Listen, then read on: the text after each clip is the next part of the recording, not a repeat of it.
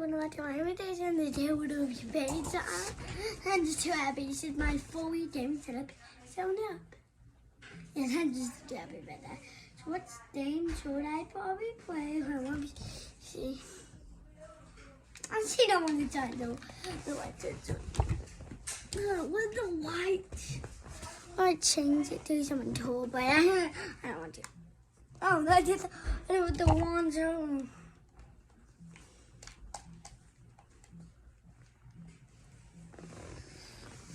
I'm pressing the button. The next time I played like well, what's all? It's on the play some Fortnite. And she does. I'll show you.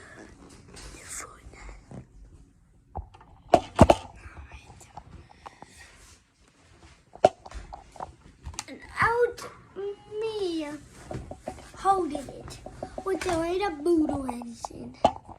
Not even Louise boots. Guys, you can now fully see the seam. You guys, I can't touch or see my hold up a minute. What's that worth 5,000? Now I need one more problem. Someone found me. That's a sad part of me. What? Miss was a miss. I don't really fully see the scene, but you. Oh no, guys, you didn't know what we have. See there? That I love you.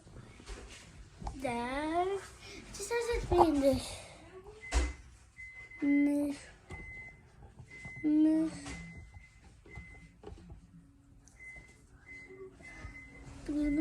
So what's right one? And here's you. Would you just fade on when I get to sit down and do mine? Like fade on, I don't have that sit. I made like a toilet. That was my one problem. You pee. Set up all night. Set it. I love you. Hello, coming for me. But what? Oh, Dumbledore's not in the police. There's someone right here. You're more voice. That's a poor Dumbledore's in with a bad area. Oh, yeah. Miss Loaded. We don't have all day for Loaded. And, yeah, change Hardy Buddy for, change Hardy Buddy for taking a bath. Now it's choo-choo. Oh no, you don't run. With the 50. Well, don't worry about that.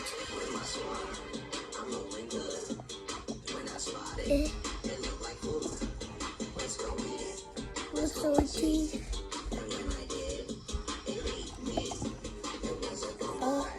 Sit down, Dumbo. We're not playing Fortnite. Hi guys, orphanage sandwich. What you did that from? Scary animations. What you did that from? The fridge. Guys, we was gonna play Fortnite, but my little sister right here. I'm not your little sister. My big sister she was to be in my video. Say hi. Hi. Did it my YouTube video? Okay, hold on. You mine's not. Do I have a sandwich too? Yeah, do you want a peanut butter sandwich or not? I want a peanut butter sandwich.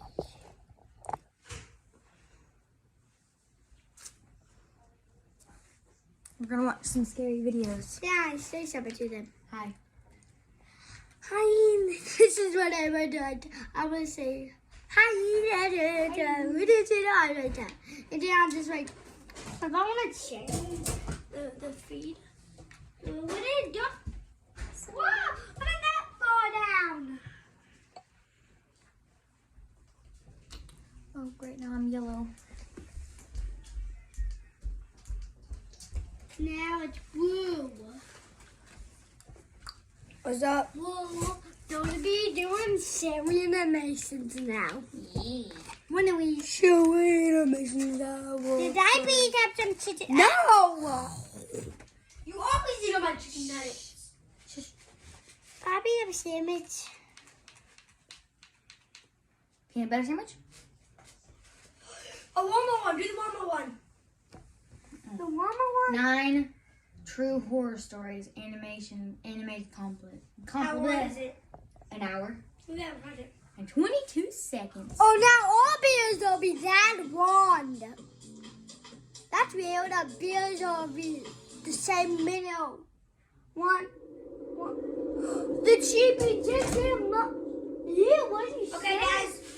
Oh, you know the charm. Take your seats. Hey, what? You're not giving my sandwich. That's Addison's. Aww. That mic, that's not. What did you be so? Enough life to have heard. That's weird. That I'm a toilet, another video, and another video, and another. Florida. I've seen There's firsthand on videos. several occasions why the What infamous the flip Florida is man this? is always making This is my headlines boss. across the country.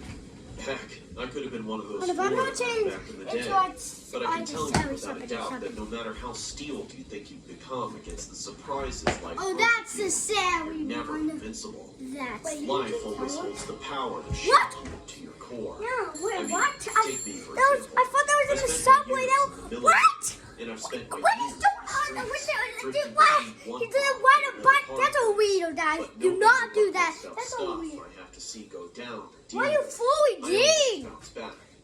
Well, almost. Oh, you're at the top of the Out city. of everything I've seen, only one thing made me lose my cool. What? How much buildings there The were? unexpectedness of it. Just that Oh, I didn't hey. think anything like it could ever happen. I'm just- broad I don't daylight wanna- in the middle of the Hey, city. I'm no But pussy. What's I that? can't deny I was it's on a happened. pussy. Then I. Everyone knows about it these days. What? It was a nice sunny day in Miami. I was making my way across town down the Huh? concrete mess of a highway, just to get out of that part of town I've been in for the last few weeks. I've never owned a car, so I was taking my bike down the shoulder. Except I wasn't riding it. I hadn't been sleeping well, and the night before I didn't manage to catch any sleep at all. I was You didn't also touch too it? drowsy to pedal in a straight I line. do that. So I was And literally I- just walking I my wanna bike do down the shoulder of the road. Hold that. There was a sidewalk next to me, but it was on the other side of a concrete barrier, like the ones they use to divide directions of traffic on freeways. I could have hopped in on foot, but not with my bike. I don't know Ow. exactly how I ended up sandwiched there between the cars and the concrete, but after what happened later, I'd take that way again over the alternative. The sun was getting high and bright. It was starting to hurt my eyes. I squinted ahead and saw that there was a bridge down the way, a nice wide overpass to provide some shade. I started to quicken my pace, which felt pretty silly given that there were countless cars flying past me. But between the deafening whoosh of each vehicle passing, I kept thinking I was hearing something. Something that sounded like the shouts of a heated argument between drunk people. What's wrong with you? It's going out. No, you didn't. That might You're not not be gonna say something that. you expect to hear in the middle of the day in your town, but in Miami, it's more than common. But I couldn't help but think it sounded a little unusual. I figured that sleep deprivation was screwing with me. I pressed on, but as I got closer to the bridge, the shouting grew louder. It sounded more like screaming, but there was some other tone of it, like a growling rabid dog. Every time I thought I was about to decipher it, a car would blow past me. Then, the sound would change. By the time I got to the bridge, my curiosity was piqued. Was he I wet? could definitely tell where the noise was coming from. Straight ahead of me, just a few more yards under the shade. I peeked over the edge of the barrier onto the sidewalk and saw two hairy pairs of men's legs sliding around together on the sidewalk. What? I instinctively darted my eyes away, not What? wanting to see much Mason, more watch above out. the No thigh way level. to see. Experimenting people need to get a room. What do they think? What up? Doing stuff like that on the side of the road in the heat of the sun. Obviously, no one cares because no one's stopping. Just another day in Florida. I did my best to keep my eyes to myself as I passed under the shade. I was thankful for the break from the intense light, but beneath the underside of the road above, some strange sounds began to echo, forcing me in for another look. This wasn't an active exhibition. but there were two messed up looking dudes lying naked on the concrete, and one of them was crouched over the other, tearing into a man's face with his teeth. There was blood gushing out and spilling onto the asphalt, bone showing through the bite wounds on the face, and flesh in the attacker's teeth as he looked up to notice me, just to scream like a feral zombie as he looked me dead in the eye. It was at that exact moment that I jumped onto my bike and pedaled off at top speed. All prior drowsiness was erased by a shock of adrenaline. I kept looking back to see if I was being ran down by that psycho. But luckily, he'd been content with scaring me off. I rolled down the first ramp that I got to and immediately went looking for a cop. I found one not even a block away, surrounded by several other very concerned-looking citizens. The police officer, however, seemed annoyed, but I was in a panic, and I never panic, so I must have been a sight to see all on my own. I barged through all those people and got right up into the cop's face. There's a flippin' zombie on the frickin' pedestrian path. Up the ramp, just up that way. Come on, don't get hysterical with me, people. What do you mean? Oh, that's real! There's a dude eating another dude's face off, man. Finally, it seemed like something clicked in the cop's brain. He didn't say anything to us. He walked straight to his car, speaking something into his radio. Then he drove up the off-ramp, going the wrong way, out of sight. Me and those other civilians traded a few strange looks, all in an understandable loss for work. What is that? Some of them looked like avid bicyclists. Others just looked like people who'd come out of their cars. I wondered how long that thing had been going on with all those people just driving past like that. Then we heard the gunshots. 5 of them in quick succession. Everybody on the street stopped what they were doing, dumbfounded. In just a few minutes, more and more cops came, followed by an ambulance, and then the army and press. What? News van after news van drove up to broadcast the scoop, live on the scene. Whatever. I heard some office building captured the whole thing on their security cameras. It was the talk of the town for weeks. I'm sure the name Miami was heard all across the world alongside Zombie Attack, Cannibal Eats Face off Homeless Man, Florida Man Gets Wasted and Eats Face. I don't care for any of that. People who weren't there seem fascinated by it, but I know more than anything that I never want to see pictures of that horrible tragedy. Just from seeing it one time, I was shaken up for months. I still get hairs standing up on the back of my neck whenever I pass under the bridge. A person who was riding his bike here off the McCullough Causeway yesterday afternoon says he saw one man eating another man alive. We're about to hear from a Miami man who had his face chewed off. I ignored the officer's orders to stop eating the other man's face. That was true? Yes.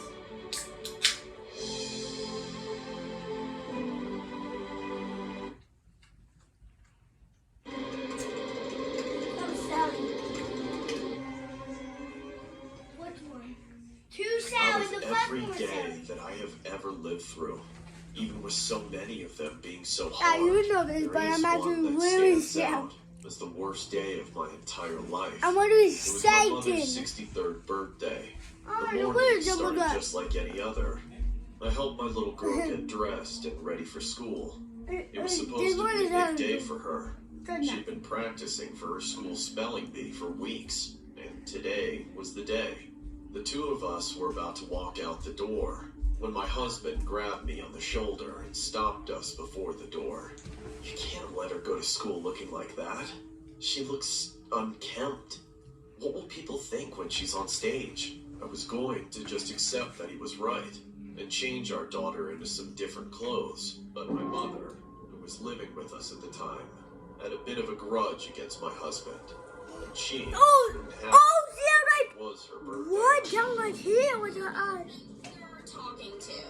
If you make my granddaughter late for school on the day of her recital, you got another thing coming. Go, baby, get out of here. Don't let that oaf tell you what to do. My husband looked a little dumbstruck by my mother's resistance to his remark. He was usually the head of the household, and he would always get his way. But ever since my mother retired and started living with us, she had fought him for control over every little thing. I didn't want to be caught in the crossfire between the two of them on that day, so I just left like my mother told me to. I dropped my daughter off at school, then spent several hours running errands. Early in the afternoon, I got a call from my mother. For some reason, she was elated. Huh.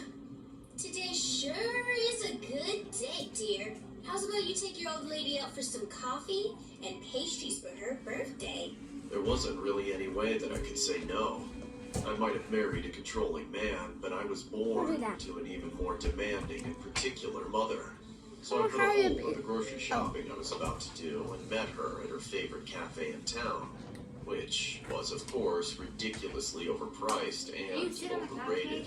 She ordered the most expensive things on the menu on my tab, then told me to take pictures of her holding them up to commemorate the occasion. When I asked for a bite, she said, "Oh, give it a rest, honey. I've done enough for you today. I deserve this to myself." I was confused by what she meant, but I didn't bother to ask. I heard my phone go off from my purse, and I welcomed the distraction.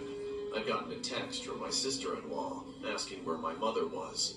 I replied that she was at the coffee house with me, but I didn't get a reply. Instead, about 15 minutes later, the police pulled up. They marched inside with forlorn faces and told us to follow them to the police station, but they wouldn't tell us why. Now, I understand that they didn't want to make a scene at the place of business. When we got to the station, we were met by a man in a suit who spoke to us softly. "Hello, ma'ams. I have some very unfortunate news. If you would, I'd like to talk to one of you at a time in this room here. The other can sit in the waiting room with your family." Oh, let me go first. It's my birthday. Sure. Come with me, ma'am. And so, my mother disappeared into a windowless room with that man, as I was ushered into a larger waiting room, where I found my entire family of in-laws sitting in quiet, sobbing despair. I asked them, Do any of you know what's going on? but none of them answered. They just looked at me with daggers in their tearful eyes.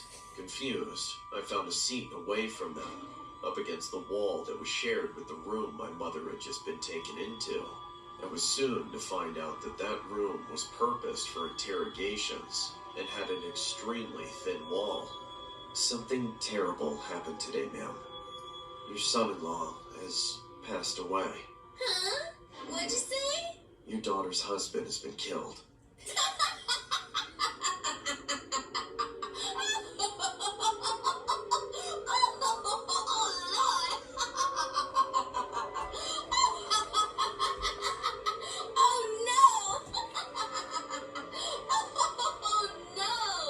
In that moment, my world collapsed. I'd just seen my husband alive a few hours ago, but now he was gone. I couldn't think of a single person who would want to hurt him, but then it hit me. The last person I'd left him alone with was my own mother. So he's dead? Yes, he was killed. He was shot 12 times in his own home. Yay! Happy birthday to me. I did it. I did it. Everything after that is just a blur. They called my daughter out of school and made us go in the room with my mother. I remember her saying something like, Aren't you so happy, baby? You're free now. No more of that jerk hanging around. but there was nothing I could say. I'm still struggling to recover from that day, almost 10 years ago. I just can't believe how deranged she became, that she would do something so despicable and then celebrate it. She even made me take her out to lunch afterwards. I know I didn't marry a perfect man, but she had no right to do what she did. We could have worked things out, but now none of that is possible. But over everything else, it's my daughter I pray for her grandmother to take away her father like that and act like she was doing her a favor. I I just don't understand what snapped in that woman's What mind. did Zoe Why do you say that? That's real! Why do you say that? That's the big thumbs down. You didn't like it. I want to tell you that just within the last 30 minutes, the judge did rule that there is now enough Is it evidence true, for Zoe? Cynthia Sidabaka to stand trial for murder. He did.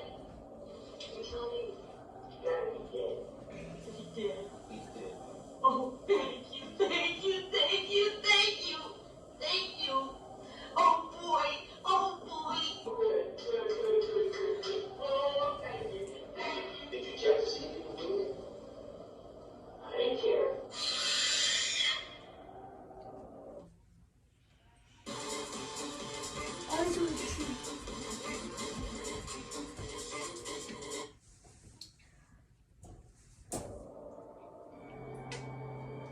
What? This is Zoe's feet. Oh, I noticed it. I used to work at a Walmart before I got fired for a headphone-related incident. I worked in the clothing department, and since Walmart isn't exactly known for its hot fashion... Oh, there's MJ Man over there! Aside from folding and hanging up clothes, there wasn't much else to do. That's why I picked up the habit of hiding my AirPods behind my hair and listening to music to get through the boredom of my shifts. I was fully aware that this was against company policy, but I didn't really care. I would have quit from the lack of stimulation alone if it weren't for my music. And it wasn't like my supervisor was around much anyway. I don't think they ever would have known if it weren't for the major incident which got me fired. The day started like any other. I finished the tasks left over from the previous shift and got settled into my usual spot by the fitting rooms, folding the same 10 articles of clothing over and over again, while tucked into a corner in which I'd only be seen by customers who were already in the fitting room aisle. It took almost an hour before I got my first customer. "Hello, sir. I'd like to try on these clothes, please." He had about 5 or 6 articles of clothing, so I handed him a tag numbered 6 and pointed him down the aisle as I gave him my usual customer service voice. "All the rooms are available. Hang this outside your door to let others know your room is occupied." "Well, thank you very much." After waiting a few seconds for a response he didn't get, he gave up and took the first door on the left. Even on slow days, the business came in waves, so it wasn't more than a minute later before the next customer approached me. At a glance, I could tell there was something a little off about the guy. He didn't seem like the type of person that would usually buy clothes, like, at all. But it didn't matter to me. I treat all customers with the same level of hospitality. None. "Can I get in one of those rooms?" The guy had far more than 10 articles of clothing, which is the limit per customer, but there was no way I was going to argue with him over it. So I just handed him a tag number 10 and sent him on his way away from me. "All the rooms except the first one on the left are available. Hang this outside your door to let others know your room is occupied." He took the tag slowly, like he wasn't sure if it was some kind of trap or not. Then he went into the second room on the left. I knew that was weird, because most people would put a little more space between themselves and the people changing next to them. The fitting rooms were more like stalls. The walls don't go all the way down to the floor and they don't reach the ceiling. But there was nothing I was willing to do about it. That alone was not a good enough reason to interrupt somebody while they were changing. So I just went back to folding, waiting for them to come out and give me more clothes to fold. A few minutes in, my favorite song came on shuffle. I discreetly turned the volume up a few notches, just to jam out a little bit for the one song. Then I turned it back down so I could hear new customers approaching. That's when the weird guy came out. I thought it was strange how he came out before the other guy, considering he had so much more clothes. He had all the clothes jumbled up into one tangled mess, which he plopped down on the cart in front of me. "Thank you. Have a blessed day." He sounded out of breath, like he'd just done a fitting room speed run. He gave me a good look at the bloodshot white of his eyes, then tore his gaze away and walked off in a rush. I shrugged. Why is it so Oh well, naughty? just another day of dealing with Yeah, but Walmart why don't- shoppers. But as I was folding up the clothes he just dropped off, I noticed something I'd never seen before. Not even at Walmart. There were bloodstains smeared all over the clothes. What? At first, just an eye-catching dab or two. Then more and more towards the bottom. until the last shirt was nearly soaked in red. I began to panic, pausing my music to hear my quickened breath. I put aside the clothes and walked down the aisle. The number 6 tag was still hanging on the first door, and beneath it, a thick pool of blood seeping out into the aisle. I pushed open the door, revealing the source. The nice man from before was stuffed into the corner with his face torn to shreds, skin hanging off the bone, his half-naked body full of deep holes still spilling out with blood. The blood was everywhere, and on the mirror, a message had been written in it by hand. The writer's fingerprints visible in the coagulation. The parting words of the killer read, "The devil made me do it." Needless to say, I got fired that day. But I don't care. I don't even care if they caught the guy the same day. All I can think about when I remember that day is, how could I have let it happen? If I'd just been doing my job, if I'd only been paying just one little bit of attention, I could have heard that man being murdered. Maybe then, I could have done something to stop it. You Maybe say I could have intervened or screamed I'm or more something. I could have done anything. And then to that save I my was life. like But one no, I wasn't doing any one of those person. things. I was lost in my own little world within my AirPods. And that man is dead because of me. Worse, he's more than dead.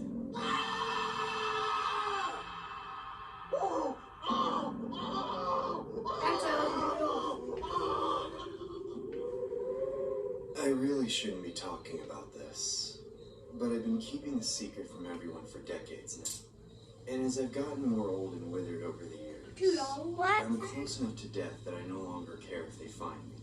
It was the early 90s, and I just hit flat broke and fell out of my seats. I consider myself a wise and seasoned hobo these days, but back then I was a rather hopeless case. I barely had any experience with living on my own, let alone without a home. Not only that, but the city was a lot smaller all those years ago, so finding money was that much harder. I would spend all my time begging and pleading, and by the end of most days I wouldn't even have enough change to buy a hot dog from the convenience store. I tried everything I could think of. Busy streets, residential streets, kindness, crassness. I just wasn't getting anywhere. By the end of my first couple months, I was starving. My bones were protruding from my skin, and I could barely keep my eyes open from the lack of energy. It just goes to show the way people are, because many of them won't take pity on you, even if you look as bad as I did. I was sitting on the sidewalk, shivering from the first autumn wind and jingling my cup when some jerkwad in a cheap suit slapped it out of my hand, sending all my money flying into the air and tumbling down into the sewer. "Go get a job, you worthless bum." Then he walked off. I struggled to get to my feet and tried to pick up my quarters, but people kept accidentally kicking me, so I gave up on it. I stumbled away from that no-good avenue to a more relaxing street. I already knew this particular street was popular among the homeless, and I will admit, I had the intention of begging them for free change, but without much expectation of that working.